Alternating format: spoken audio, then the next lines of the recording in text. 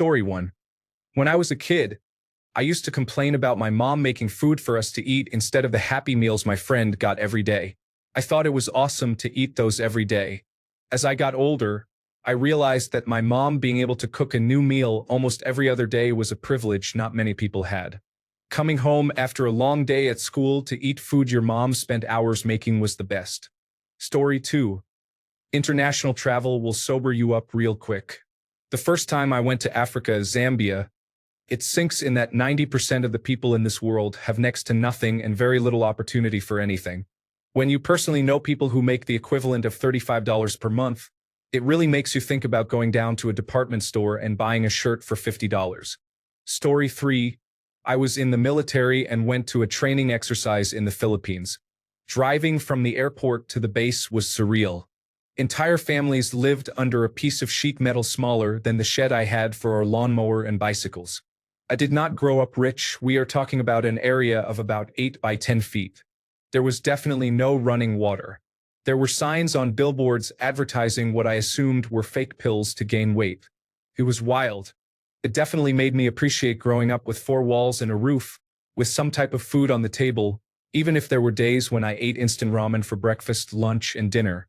Story 4. I always knew I was spoiled as a kid. Regarding material possessions, I did not have any illusions about that. In my mid-20s, I realized I was privileged to have 2 great parents who did not divorce and did their very best to raise me with common sense and common decency. I realized this after noticing how many of my friends had parents who divorced. My parents were more an exception than a rule. Story 5. There was an incident in 7th grade where we all found out one of our classmates had been left alone in the house with his younger sister for 2 weeks. His mother had just left on a binge, and he had been coming to school every day like normal. He never told anyone what happened until their lunch money balance ran out. Story 6. I think when I compare my life circumstances to those of people who cannot eat on a daily basis, for example, or who live in war, have no access to clean water or education, and so on. Story 7. The moment I complained about my small childhood bedroom to a friend who shared a room with 2 sisters her entire life, I felt like such an idiot. I had my own space, my own belongings, and never once thought about how lucky I was. Story 8. I read a Reddit comment about how people who can look back on childhood photos and videos are privileged. I thought, what? Everyone of a certain age will have many pictures of themselves throughout their childhood. It is not even about money. Cameras have been inexpensive for decades. But these photos only exist if your parents took them. If your parents were negligent or did not care about being parents, they would not have taken photos. The number of photos and videos that I have is a powerful testament that my parents really loved me. It is a privilege I took for granted and everyone should be able to take for granted. Story 9. My parents have a really hard time with communication because they lack mutual respect for each other. I knew that when I married my husband, I was marrying my best friend. We have our difficult moments, but we never belittle each other. My mom always tells me how spoiled I am because I am so loved. Story 10. When my wife took me to Indiana, I saw the trailer park where she lived for the first 12 years of her life. Story 11. I saw a picture of a Balkan child who looked exactly like me. He left his village in the mountains to die for Ukraine. Story 12. When a coworker was absolutely terrified to take a sick day because they could not afford to lose hours. Story 13. When I heard a classmate talk about being beaten because they were near their father after a bad day at work. Story 14. When a friend said their first dental appointment was in their 20s, I realized I used to complain about braces as if it were a tragedy. Story 15. As a child, I learned that my friend and her family had only one evening meal per week. We did not have much in our house, but we were well fed. Story 16. I remember reading about someone from a developing country coming to a developed country and being shocked that they had electricity all the time. It never occurred to me before then that there were people in the world living without power for varying amounts of time. I still think about it. Story 17. When I realized I never had to work for money again because I have a lifelong pension from the Department of Defense due to medical discharge. I realized I have no children, no partner, no parents, no responsibilities, and nothing holding me back or depending on me. Story 18. About 10 years ago, I was working as a mental health case manager. I made many trips to the emergency room because my clients, all adults mostly in their 30s and 40s, all with major mental illness diagnoses, thought they were having a heart attack. Chest pain, tightness, trouble breathing, and other symptoms. It always ended up being anxiety, but that is not the point. They would go in, be checked in, and end up sitting in the waiting room for hours before even being seen by triage. They all were on Medicaid. One day, I started having chest pain. I went to the emergency room, checked in, they ran my private insurance, and brought me right back to hook me up to an electrocardiogram. They did triage immediately. They did not find anything wrong with my heart, but quickly decided to admit me and schedule a cardiac catheterization the next morning to find the problem. Turned out it was heartburn. My overall health is good. My client's health, I would mostly say, is poor.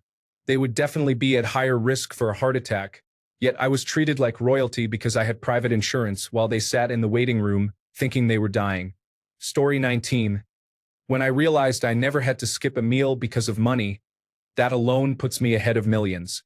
It did not feel like a big deal growing up, but it really is. Story 20.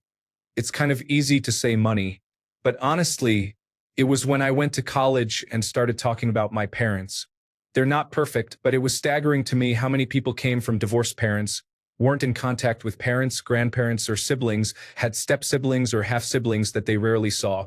I'm not saying there is anything wrong with that at all, and I'm sure many people have healthy, happy co-parenting situations. But most of the people I socialized with did not, and most of them had objectively more money and possessions than I did. None of them seemed to have parents they could genuinely rely on or talk to. I knew kids who had been kicked out at 17, kids who were told if they weren't back by Friday night not to bother until Monday, kids who had crippling mental health problems, but as long as they kept their grades up, no one seemed to care. Kids going home to empty houses and waking up in empty houses because both their parents were out working. I'm sure many of the situations were complicated. And I'm not saying based purely on my teenage observation that they were all terrible and miserable. But it did make me see that the core knowledge I had, that I would always have a home to go to no matter what happened and no matter how we argued or disagreed, wasn't always a given. When they asked me how I could trust my dad or my sister with certain things, my answer was always a confused because they're family, and they always looked at me like I was mental. The concept of family and what it meant was just fundamentally different for us. Story 21. Realizing how hard it is to make money, I will never complain about what I want. I will be as grateful as ever. Story 22. When I shouted at a customs officer and he apologized to me, I crossed the border to Switzerland and France several times a week in my car, and the border controls are currently very strict. Right at the crossing, you drive slowly, and a customs officer ran right in front of my car. He probably wanted to cross the road without looking. I braked abruptly, and my first reflex was to shout at him to watch where he was going. He agreed with me, apologized, and let me drive straight on. Story 23. When I was 8 years old, we went on a family vacation. It was then that I started to learn that since we lived in a developed country and my parents earned enough money, our whole family could visit another country by plane and spend money on luxury items like sightseeing and food. In contrast, a local person in that country might earn only a fraction of that income and work very hard. As you get older, access to the internet with a smartphone is a privilege that has become relatively normal for us, but a random person in a remote jungle or desert cannot just start browsing social media platforms. Story 24. I'm a half Indo-Australian who has lived a pretty privileged life, all things considered. I was a pretty spoiled kid, too. Mum would fly me between Bali, where I'm from, and wherever her job took her next. I remember when I was about 6 or 7, having an enormous meltdown in the car on the drive back home from dinner. The cause? A kid missing a hand, about my age, was knocking on the car window at the lights for change. I kept telling Mum we had to help him, and while she gave him whatever cash we had at the time at my insistence, I didn't think that was enough. I kept pestering her to help because I felt it wasn't right, that it was just too unfair.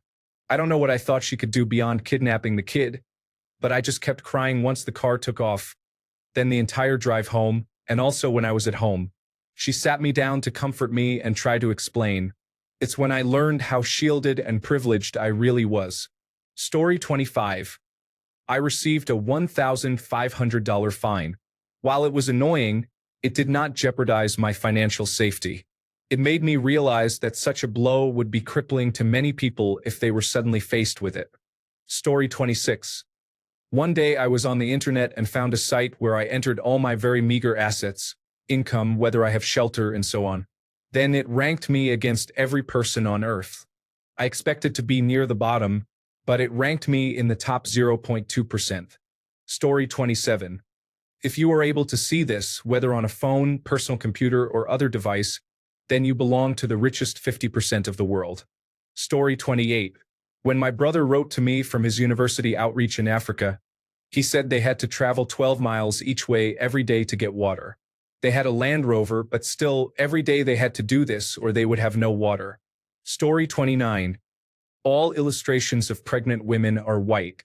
In videos, in doctors' offices, in books. I was 25 when I saw the first illustration of a black pregnant woman. It is such a small detail that suddenly made me realize so much at the same time. Story 30. Probably in primary school in the 1980s, around 10 or 11 years old. A kid in my class got in trouble and had a note sent home. The next day, the teacher asked him if he had shown it to his parents and what their reaction was. He said his father punched him in the face. The teacher was generally a decent man and looked shocked. He gave that kid a lot of slack after that. Now, I am in the minority of people my age who were not beaten as children. This was in Ireland. Story 31. When I was looking for an apartment to rent, the landlord said I was an ideal tenant without knowing anything about me besides what he could see, such as skin color and gender presentation. Story 32. I used to work at a school for children living in unstable housing situations. Some were in shelters and some moved between family and friends. Some spent time in cars with homeless families. There were many humbling experiences. One day, we had a circus day where volunteers from a circus school came to do activities with the children. They had to take off their shoes to walk on the mats, and I noticed how many of them had socks that were so dirty they were stiff. It made me appreciate the steady supply of clean socks I have always had, even if sometimes mismatched as a child. Story 33. I suppose the trouble is that for many people, privilege is a gradual gain. For me, it comes from reading about lives that I do not live, such as the experiences of women in the same country where I live. You begin to notice small things that might otherwise go unnoticed. Beyond that, I realize my privilege more when I reflect on times when I had less. For example, visits to the supermarket now involve much less math as I walk around. I have even found myself not knowing the price of something I just picked up. Story 34. I grew up middle class, and parents paying for college was typical in my area. It was not until after college, with all the information on student loans, that I felt so blessed to not have any. Story 35. At a more concrete level, when I visited South America, most people could only dream of what for me is the standard. However, I forgot this quite quickly. Story 36. The most recent moment was when I saw the documentary Welcome to Chechnya about the anti-gay purges there. I felt sick to my stomach realizing people are stalked, killed, and tortured for being gay while I am living in a nice apartment with a same-sex spouse just going about my day. People's lives are being destroyed over something that I do not even have to think about in my day-to-day life. Story 37. One summer as a teenager, my online friends remarked that I seemed pretty well off. I completely denied it, having known people who lived in bigger houses and took international vacations. They said, "It's not normal to take 4 vacations a year, especially right now during the Great Recession. Your parents are always remodeling the house. Didn't they just get a screened-in porch?" It was definitely a wake-up call. I think it is crucial to break free of the bubble. Story 38. As a woman brought up in India, I had my share of curfews and restrictions, but I was sent abroad for an advanced degree and encouraged to pursue a career. My parents did not enforce the idea that women should learn to cook and clean for their husbands. This allowed me to focus on my independence and choose a partner who values and respects me, without compromise. Many women around me did not have the same opportunity and sometimes conformed to patriarchal norms instead of standing firm in their beliefs like I did. Story 39. As a child visiting my grandmother, her next-door neighbor was a young man with muscular dystrophy. He had leg braces. I was scared at first, but he was really nice. My family loved him. I will not say I thought about privilege, but I felt grateful and lucky that I did not have what he did. Story 40. I complain a lot about the taste of tap water. Then I saw a picture of a small child drinking clay-colored water from a pond with their hands. Having clean running water is a privilege that many people in the world do not have. It definitely puts things in perspective after seeing that. Story 41. It was one day after we had gotten paid. I made a regular grocery list. We paid all of our bills, and I was just thinking to myself, do we need anything? I was just trying to think about paper towels, dish soap, trash bags, the basic things. But I don't know. It just hit me that we are really lucky. We've had times in our lives when we weren't doing well, and I know a lot of people struggle. It just hit me that we're not struggling anymore. That's a privilege. Story 42. Always getting what I wanted when I was younger. It hurts to think about it because I was selfish and wanted more. I feel embarrassed by it. Story 43. I think it really hit me that some people have terrible or even unspeakably horrific lives when I was around 8 years old. I saw a Muslim woman on the cover of a magazine. I stared at it for several minutes. I was so stunned that at first I couldn't even figure out what was wrong with her face. I just knew in my gut that I was perceiving something horrible. Then it dawned on me. She didn't have a nose. Just a hole shaped like the nasal cavity you'd see on a bare human skull, with rough-looking skin around it. I decided to read the article to find out what happened to her. It turned out she was forced to marry a man, and one night she ran away because he and his family were beating her so badly that she thought they were going to kill her. When they caught her, they held her down, cut off her nose and ears, and left her for dead. But she survived. For a young white girl in America who had never been beaten or hurt beyond the occasional spanking, this was unthinkable. Story 44. It was all at once. I knew that men had it easier than women, but I did not really feel it. Then my wife came home. We are both in technology, and we were talking about her day. I was half listening as she said, I got Joe to tell Fred to do X. After it registered, I perked up and said, what did you say? She repeated it, and I asked, why? Her answer, Fred will not listen to a woman and will just push back. If Joe tells him it is a good idea, he will just do it. In many places, men have unfelt but very real privilege. This was the moment I understood when someone close to me was so negatively affected, and in such a matter-of-fact way. She was not complaining. She was just talking about a routine day for her. Story 45. I used to think that when you were 45 to 50 years old, you bought your second house. I was in for a rude awakening. Story 46. Senior year of high school, hanging out with friends, not doing anything illegal or shady, just talking about GameCube games in the parking lot of the mall outside of a game store. Police officers approached very aggressively and lined everyone up against the wall. I was waiting for my turn, and instead one of them looked at me and said, go home. This was a foundational experience for me that really opened my eyes. Story 47. Back in my late teens, I went out to eat with my then boyfriend and his mother. She said she would treat us to McDonald's. I went in and ordered my usual chicken nuggets meal first. His mother had a stressed look on her face but said nothing. Then they both ordered from the dollar menu. I was so embarrassed because I wasn't trying to be greedy. I just ordered what I always order. If they had told me to order from the dollar menu, I would have done so without judgment or hesitation.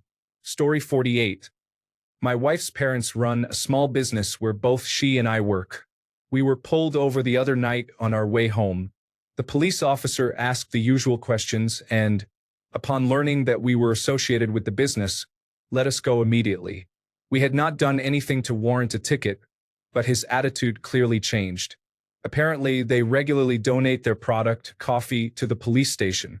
I was left thinking, is this what it is like to be wealthy and white? Story 49. I went to Cambodia and asked an older woman what she did for fun as a child. She looked serious and said, fun? My family was murdered by the Khmer Rouge, and I was put in a camp with my younger sister where we learned to plant mines at 8 and 6 years old. You hear about bad things happening in distant lands, but this felt very close when I was with her face to face. You cannot really go from that to, what are your hobbies now? Story 50. In primary school, we had a child who came from an immigrant family join our school. He did not seem to grasp the concept that our classroom guinea pigs were pets and not livestock. He was also amazed by the fact that you could just turn on a tap and get water. Story 51.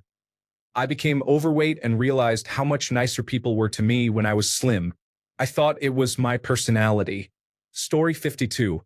When cell phone videos of police brutality started circulating online, I thought, damn, black people were not lying. Then I wondered, have I assumed they were lying this entire time? Story 53. I was laid off in July 2024. I am still struggling to find work. However, I am not out of money. I had saved cash for just such an event. I have not even had to use my retirement money yet. I am fully and honestly aware that most people cannot afford to be out of work for 12 months. I am very aware of the privileges and blessings that have come my way that allow me to do this. Story 54. When my husband, who was my boyfriend at the time, got pulled over for going 2 miles per hour over the speed limit.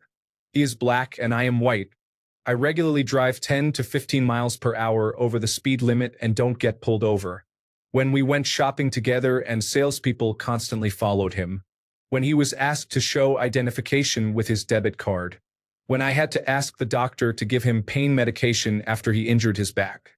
The doctor listened to me, not the man writhing in pain. Story 55. Just trying to be more positive and grateful for normal basic things and see them as a privilege. Having my own place to sleep, live, and exist peacefully, a good partner, a job, family alive and well, just getting to breathe or waking up in the morning is a blessing in itself.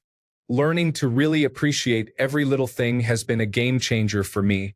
I get less mad or upset at the world now.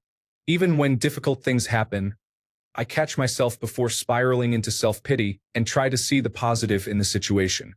Did not get the job? It was not yours to get. Yours is better for you and will come soon. Spilled your food? Maybe you were not meant to eat that portion. Maybe there was something harmful in it. Maybe the extra time spent getting or cooking another meal is time needed for something great to come your way. It may sound a little diluted and happy-go-lucky, but it retrains your mind to be content and not spiral into dark thoughts. I have anxiety and often see the worst outcome first, but this really helps me think in the other direction. If things can go bad, they can also go well. So why not this time? Story 56. As an adult with the more nuanced discussion and terminology around privilege, I have realized that although I did not come from a background that gave me the kind of privilege that propels you forward, I also did not come from a background that places barriers in your path. That is another kind of privilege. Story 57. Many years ago, some friends and I were sword fighting with tree branches in a parking lot. Someone saw us and called the police. The police showed up and ignored all the white children, immediately threatening to arrest the only black child in our group. I was one of the ignored children. Story 58. When I focus on what I have rather than what I lack, I realize we are all blessed in one way or another, even if we do not always see it. Story 59. When women started being more vocal online about the rate of harassment and catcalling, I realized that I am almost 37 years old and have never been hit on, catcalled, or harassed. It might be where I live, but I am pretty sure it is just that ugly privilege is very real. Story 60. Having disposable income means just being able to say I have fun money. If something were to happen, I have a cushion to keep me safe. I grew up poor, so having what I do now feels even more special. Story 61. I'm straight, and while talking to a gay friend of mine at a corporate job, he mentioned that part of why he chose the firm was because he wanted children and the firm would cover that with insurance. When I asked if that meant they covered adoption, he said they did, but he wanted biological children. I looked at him confused before saying, I think I have some bad news for you. He gave me a withering look and said they cover surrogacy. It had never crossed my mind. So, while I looked like a fool, it was a good moment to reflect on the privilege I have in not having to think about that as a requirement for having biological children. Story 62. The first realization was when I was in 7th grade. I joined a travel basketball league that included kids from my hometown and other surrounding cities. My parents gave one of my teammates a ride home one day after practice. When we arrived at his address, he got out and went into a rundown apartment. His mother came out, greeted him, and waved to us. Realizing that the kid's entire family lived in an apartment the size of my parents' dining room and did not have a car made me feel both awful and very fortunate. I never bragged about my shoes or new gear at practice after that. Story 63. I was a wild kid with many thoughts in my head, and I spent years involved in the justice system. However, I have an uncle who has money, so I had lawyers who could focus on my cases, psychologists, psychiatrists, and treatment centers.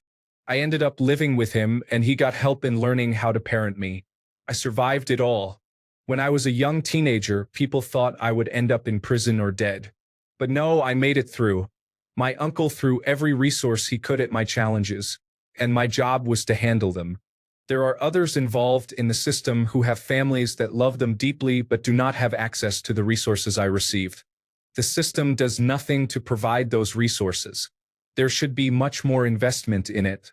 Story 64. Honestly, when I experienced depression and burnout in college, it made me think, I have so much. What do I have to be depressed about when there are literally people with so much less? Honestly, it made me even more depressed, which seemed wrong in its own way. Story 65. As a teenager, I was describing my summers in Maine to my boyfriend and his coworkers in rural Texas. They looked confused about much of what I was saying. Then my boyfriend paused me and said, "Guys, I forgot to explain she was born with a silver spoon in her mouth." They all quietly said, "Ah." This baffled me at the time because I had grown up in a town in New Jersey where my family was considered just above poor since everyone else was very wealthy. I later learned my family was actually upper middle class. Story 66. I posted a silly video on my social media of me in my backyard. One of my coworkers saw me the next day and said, "Oh my God, you were so lucky. You have a backyard." We both had little kids at the time, and she was living in a tiny apartment. It made me look very differently at my little 3-bedroom house in the suburbs and its big green back lawn. Story 67. My family only shopped at health food grocery stores. I never had sugary cereals, potato chips, or Pop-Tarts in our house growing up. I was jealous of my friends who had junk food in their homes. Now I understand that having parents who can afford to be health conscious is a huge privilege. The fact that they had the time to go out of their way to visit the health food store, could afford it, and had time to cook. Many children do not have that privilege. Story 68. When a friend told me about how their family in Lebanon could not take their child, who had just passed away, to be buried in their village because of the fear of being bombed on the way there. Story 69. When I was in university, a female friend of mine pointed out that I was concerned with the security of our campus because I am a man and did not have to factor safety into my scheduling choices. Story 70. The first time I traveled outside of the United States to a Caribbean island, I had seen poor areas in America many times but nothing like that. Story 71. I used to attend a private school where everyone went abroad for holidays. We did not have money for that, and I always felt like we were poor. When I was 14, I had to switch to a public school because of financial issues. After a while, someone at school asked me what I did over the weekend. I said, "Our coffee machine broke, so we went to get a new one." Their eyes opened wide, and they said, "Oh my God, you have a coffee machine? I've never had one."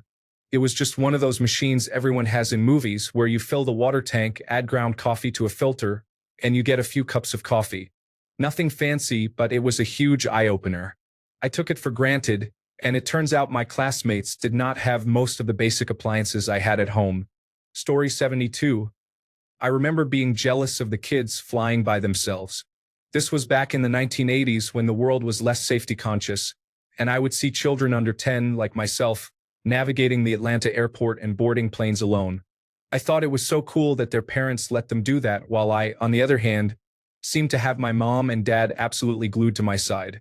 It was not until I was an adult that I realized many of those children were going from one parent to another in a split custody situation, something I never had to deal with, being the product of a happy and long-lasting marriage. Story 73. When I started paying for my own mental health care and heard stories from people who had not had it growing up, I was seeing psychologists weekly from age 14 onwards. I realized that while that was difficult, I was fortunate that I had parents who could afford that. It also struck me how many thousands of dollars they paid only to have me misdiagnosed and treated for conditions I did not have. Story 74. I grew up in a very wealthy part of my country. My family was middle class, but because we were not flying to Disney World from Europe or getting scooters on our 16th birthday, I thought we were poor. It was not until I moved out to go to university that I realized we were middle class, and probably upper middle class at that. Story 75.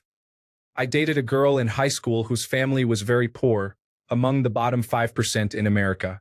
Her parents lived in a single-wide trailer, while the 5 kids, aged 8 to 18, slept in 2 camper trailers in a small desert village of about 200 people. This village was a 45-minute drive from the small town where I lived and went to school, which had a population of around 3,500. The father was a long-haul truck driver who bragged about stealing from his shipments. The mother stayed at home all day. He lost his job at least twice while we were dating and was often heavily intoxicated because he had a rotten tooth he tried to numb but couldn't afford to treat or get a ride to the dentist. They had 1 television and a PlayStation that the kids fought over all day in the big trailer. The yard was full of weeds and trash, and they threw their garbage bags off to the side of the front door onto a large pile. They owned a pig that one of the kids won at a county fair, which was penned next to one of the trailers, making the yard smell strongly of pig waste. I could describe more about the terrible conditions and the family's inability to improve their situation, but it was a mixture of lack of resources, such as the nearest place to get food assistance being a 45-minute drive away, requiring them to borrow gas for their only car, and also lack of cognitive ability. These experiences shaped many of my views on poverty in the United States and made me appreciate my parents at an early age. They valued hard work, education, and basic manners and decency, as most middle-class families do. It can be difficult to recognize what you have until you see firsthand what it is like to be raised in true, debilitating poverty. Story 76. Some friends visited the city where I live from overseas, and they were struggling with the amount of walking. To me, it did not seem like a lot. We covered maybe a couple of kilometers over the afternoon, but they were having a hard time. I realized that I was very lucky to live in a walkable city. Everything I need is within walking distance, so I am used to walking everywhere. My friends live in places where they are forced to use a car to get anywhere. Story 77. The first time I realized that I was privileged was when I was 12. I had just been placed into a group home and was assigned a table spot next to the sweetest little boy. He kindly started explaining how everything worked. We were talking about the food routines and schedules when he exclaimed, "You'll really love it here because they have good waffles." He went on about the syrup it came with and was obviously excited. I pictured maple syrup, we are in Canada, and freshly made Belgian waffles with butter and hopefully fresh fruit, so I thought it might not be so bad after all. The day came and we were served plain toaster waffles that you freeze with margarine and only table syrup. Most of the kids ate them quickly and were bright-eyed because they were so excited. Not that they were bad, but it was obviously a real treat to get them. Story 78. It has happened many times, but some instances stand out more than others. I am 6 feet 3 inches tall, and I realized what a privilege being a tall man was when I became friends with a short, slender man. The number of times I would turn around at a party or in a bar and see someone invading his personal space and intimidating him was unbelievable. Every time I saw this, I would grab our 2 other friends, who are both bigger than I am, to walk over and ask him what was going on. The speed with which these individuals disappeared was amazing. I fully realized that being white was a privilege in high school. I was pulled over for speeding with my Hmong friend in the passenger seat. He became very quiet and still, which was out of character. When I was talking to the officer, he asked for my friend's identification. The officer seemed more interested in my friend than in me. I told my friend afterward that I thought it was strange, and he just said, "Not really," and shrugged. I already knew that police interactions were different for minorities, but that was when it became real for me. It made me very angry because my friend was straight-laced and a genuinely nice person. Story 79. This is a trivial one. I went to a very high-end preparatory school, which indicates I was privileged, but I attended on a major scholarship. I did not feel privileged compared to my much wealthier classmates. It was not until late in college that I learned advanced placement exams cost money to take. One of my roommates said she took several advanced placement classes but did not take the exams because they could not afford it. I said, "What do you mean?" At my school, we had to take the exam to pass the class. I had no idea they cost money because my school covered the costs. Story 80. When I started talking about my random trips to London, Germany, or another city to get the #1 popular food or cuisine, it was brought to my attention that I do this a lot. However, I have never meant it in a malicious or bragging way. It is just how my life is. I am not even rich. I am just a flight attendant. Story 81. When my cousins all wanted to hang out with my dad all the time, I didn't realize it was because their dad was absent. I love my dad. We all miss him. He is not dead. He is just in Texas. I just had a baby and cannot afford to see him right now, but I wish I could. Story 82. Someone I know, 26 years old, shares an apartment with his friends, who are 29 to 30 years old. They realized after months that their cook, who cannot read or write, is 25 years old, married with a 9-year-old child. Do the math. I come from an Asian country where very poor girls are married off extremely young, against the law, but this is the first time I have witnessed this reality so closely. Being middle class is a privilege we do not realize. Story 83. I've lived on both sides of the tracks but was adopted, so I think that plays into it as well when I reflect on my experiences from young adulthood into later adulthood. I was talking to a colleague about how I wouldn't be able to survive without having at least 2 bathrooms in any house I've owned. They said, "I've only ever grown up with one, and now that I live on my own, I have only ever had one." Check yourself. I definitely felt bad after that because until you are consistently around people who don't have as many resources, you think differently. Another time, a colleague was surprised when I explained that I had never had gas station chicken. Where I'm from in the southern United States, you can sometimes get food in gas stations. She said, "So in your whole adult life, you've never even tried it?" I replied, "No, I've never had it in me to try it because why? When you could go to Chick-fil-A or get something else?" She was floored. More recently, immigrating outside of the United States in a transition that allowed us to be very relaxed as well has influenced me. I'm in many expatriate and immigrant groups, and reading others' experiences has made me truly grateful for my husband, his family, my own resilience, and the resilience of my daughter. The move was about as flawless as it could have been. It has been a blessing and truly a privilege to experience, even in the tough moments. Story 84. Getting a loan to buy a house. I am not paying cash to buy the house because I cannot afford it. I am getting a mortgage because it is financially beneficial to buy a house with the bank's money instead of my own. Story 85.